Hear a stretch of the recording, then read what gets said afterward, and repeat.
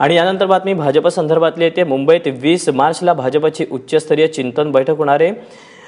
माफ करा, मुंबईत 20 एप्रिलला भाजपची उच्चस्तरीय चिंतन बैठक होणार आहे। यामध्ये राज्यातील शेतकऱ्यांच्या कर्जमुक्तीचा निर्णय आणि मध्यावधी निवडणुका झाल्यास पुढील रणनीतीवर चर्चा होईल या संदर्भातली माहिती मिळते। त्यामुळे आता भाजपने पुढच्या दिशेने पावलं टाकायला सुरुवात केली असं म्हटलं तर वावगं ठरणार नाही। त्यामुळे आता 20 एप्रिलला भाजपची जी उच्चस्तरीय बैठक होते याकडे आता राजकीय वर्तुळाचं लक्ष लागलं आहे। त्यामुळे 20 एप्रिलला भाजपची मुंबईमध्ये उच्चस्तरीय चिंतन बैठक होणार आहे। शेतकरी कर्जमुक्तीच्या मागणीसह मध्यावधी निवडणुकांवर यामध्ये चर्चा होणार असल्याचं कळतंय। सरिता कौशिक आमच्या प्रतिनिधी आपल्या सोबत आहेत। सरिता, दीपक, अशा पद्धतीची ही बैठक आहे, उच्चस्तरीय ही बैठक राहणार आहे। प्राथमिक स्वरूपात यामध्ये चर्चा होणार आहे।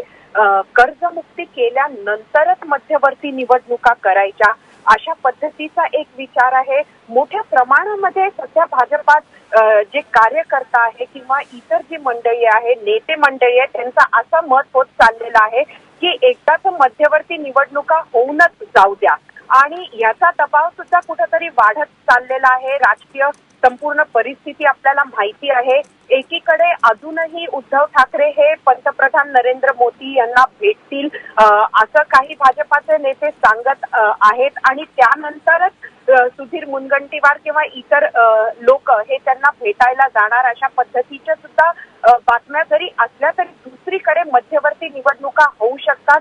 इतर काय काय घडू शकतं आणि त्यासाठी भाजपा सज्ज पाहिजे म्हणून ही प्राथमिक बैठक आहे। ह्याला त्यांनी म्हणूनच चिंतन बैठक म्हटलेलं आहे। काय पुढच्या राजकीय घडामोडी होऊ शकतात आणि त्यासाठी आतापासून काय तयारी केली पाहिजे याची चर्चा सुद्धा इथं होणार आहे। मात्र कर्जमुक्ती हा सुद्धा महत्वाचा यामधला एक मुद्दा राहणार आहे।